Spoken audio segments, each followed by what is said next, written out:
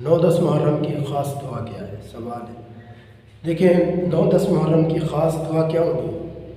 خاص کیا دعا ہونی ہے؟ اللہ کے نبی صلی اللہ علیہ وسلم نے روزہ رکھنے کا بھی حکم دیا۔ اللہ کے نبی صلی اللہ علیہ وسلم نے اس میں کافی عبادات ہیں، استغفار توبہ کرنے کا بھی حکم دیا، کیونکہ اللہ کے نبی صلی اللہ علیہ وسلم کے وصال سے 1 سال قبل اللہ کے نبی نے روزے بھی رکھے تھے 9-10 محرم میں۔ اور اس کے علاوہ 9-10 محرم میں اللہ کے نبی صلی اللہ علیہ وسلم نے فرمایا تھا کہ میں یہودیوں کے روزہ رکھتے تھے نا، یہودیوں کے روزہ رکھنے کی وجہ سے اللہ کے نبی نے فرمایا کہ میں عاشورہ کا 11واں دن کا بھی روزہ رکھوں گا۔ 9-10 کے تو رکھتے تھے، لیکن 11ویں کا بھی اللہ کے نبی صلی اللہ علیہ وسلم نے حکم دیا تھا۔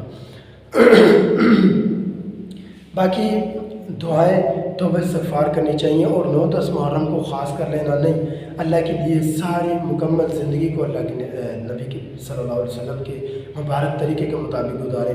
ہمارے لیے بھی دعائیں کریں، اپنے لیے بھی دعائیں کریں، اکابرین کی، بڑوں کی صحبتوں میں بیٹھنا شروع کر دیں، ٹھیک ہے۔